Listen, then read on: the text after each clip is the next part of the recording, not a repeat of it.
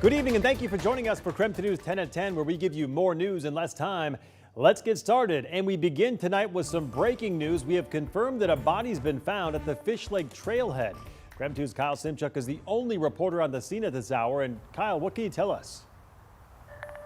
Well, Mark, detectives are still on scene right now. They're trying to determine how this man died, whether the death was natural or a homicide. The Fish Lake trailhead, it's right off I-90 near Highway 195, a very popular spot for bicyclists, really right as you're leaving downtown Spokane. A detective we spoke with says it appears someone at the park came across this man's body and called 911.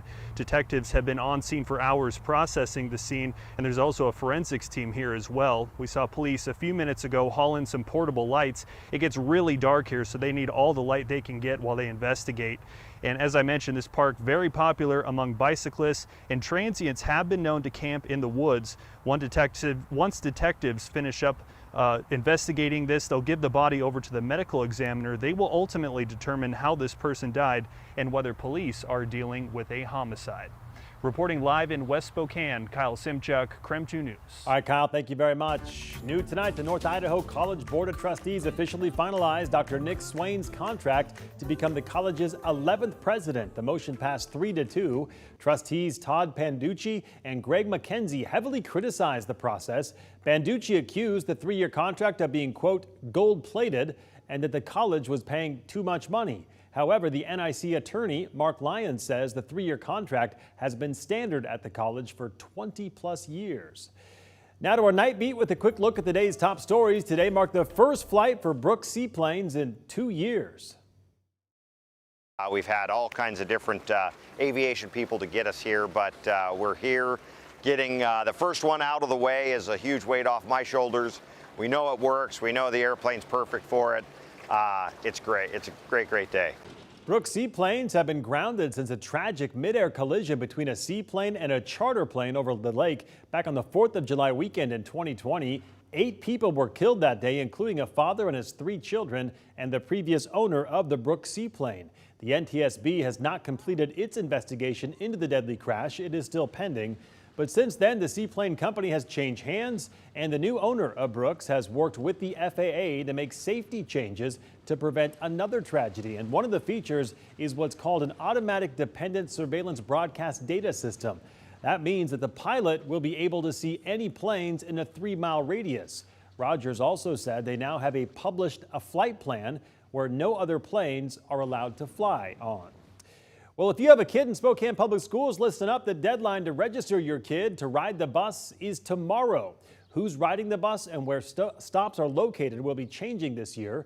Following a nationwide bus driver shortage, the Spokane Public School District reevaluated transportation services for the 2022-23 school year. Some of their recommendations include reducing the number of bus stops and decreasing how many students ride the bus. We'll have more on what parents need to know coming up in just about 15 minutes. Heads up campers, restrictions on campfires go into effect tomorrow. The Washington Department of Fish and Wildlife says that burning a campfire on their land will be restricted starting tomorrow to reduce fire risk. Campfires, including those in fire rings, shooting off a gun, smoking, and driving on back roads, will all fall under the restrictions. Now, to be clear, this is for fish and wildlife land and not for state parks. You can find a full breakdown of the restrictions on our website. Just head to KREM.com. And that was your Night Beat. To learn more about any of these stories, just text us the word night to 509-448-2000 and we'll send them directly to your phone. All right, let's talk weather now. It was another sunny and warm day across the inland Northwest. Let's get outside to Chief Meteorologist Jeremy Lagoon. Jeremy, we're just a couple hours away from Friday, so it's Friday Eve. A lot of folks wondering about the weekend. What can you tell us? It's going to be great. That's basically it. That's everything you need to know. Back to you. No, I'm kidding, Mark. We got a lot to talk about, so let's dive in. For starters, 76 degrees with a dew point of 47 degrees gives us a relative humidity of 36%. Basically what we expect to see this time of year.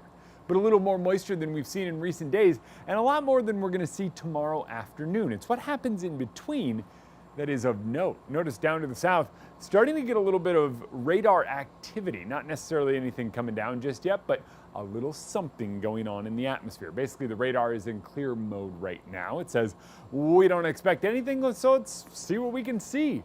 And as we move into tomorrow morning, what is likely is we get this little push of moisture, a little push of energy, and we wind up seeing some dry thunderstorms. Unfortunately, it doesn't look like any of the moisture reaches the ground. A lot of this stays a little bit farther to the south, and it's basically right after sunrise. As it moves through, we're not really going to see much moisture, and then the threat shifts to more of a fire threat later in the day.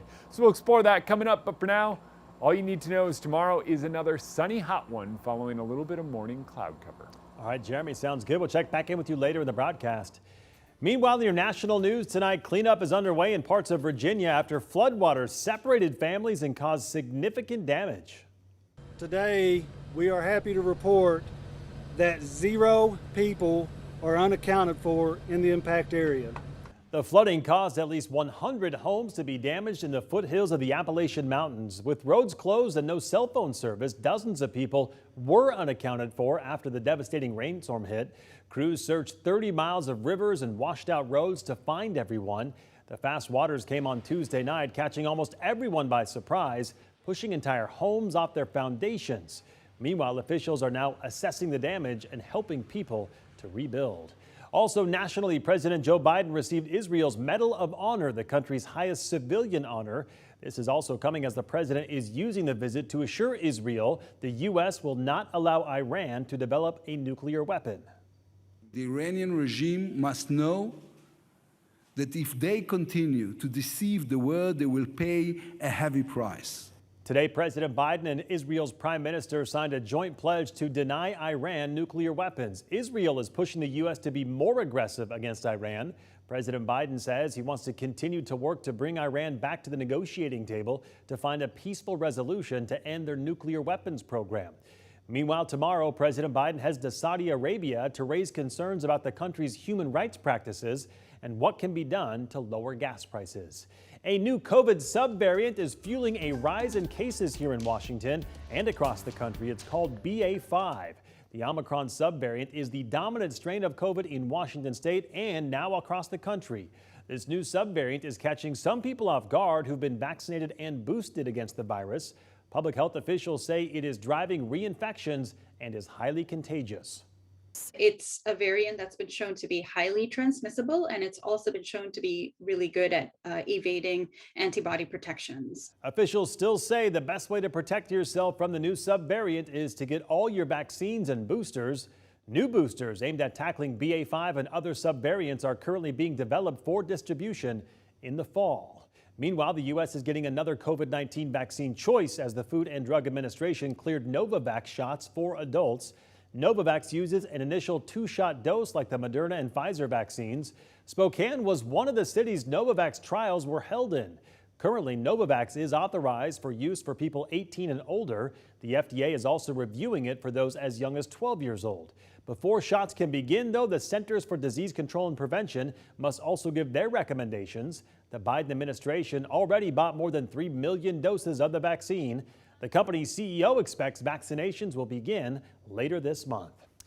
In your Northwest news tonight, the National Park Service announced that the Going to the Sun Road in Glacier National Park is now open for the 2022 season. This will be the first weekend that motorized vehicles will be able to cruise along the path, but drivers should know there are still several road closures, construction zones, and rules in effect. Vehicle reservations also must be made to enter the Going to the Sun Road. That road is open every day from 6 a.m. until 4 p.m. In other Northwest news tonight, this video helped Olympia police track down the man accused of vandalizing a mural supporting LGBTQ+ people. The 2 men were arrested and they're part of a white nationalist group, the Patriot Front. Spencer Simpson and Colton Brown are now facing charges for aiding and abetting graffiti. The city prosecutor says more serious charges could be on the way too if it turns out to be a hate crime. The hate group both men are affiliated with is the same one accused of planning a riot at a Pride event last month in downtown Coeur d'Alene. Boeing is hosting an in-person job fair in Spokane Valley this upcoming Friday. They are looking for people experienced in engineering, manufacturing, and fabrication. There are jobs available here in Spokane, but also across the U.S. at different Boeing locations, so anyone interested should apply online at Boeing.com before they go to the fair. It's happening at the Mirabou Park Hotel and Convention Center between noon and 6 p.m. And that was your KREM 2 News 10 at 10, where you get more news in less time, but don't go to bed just yet. After the break, some Spokane residents are experiencing mail delays. What neighbors and the post office are saying about the issue when we come back.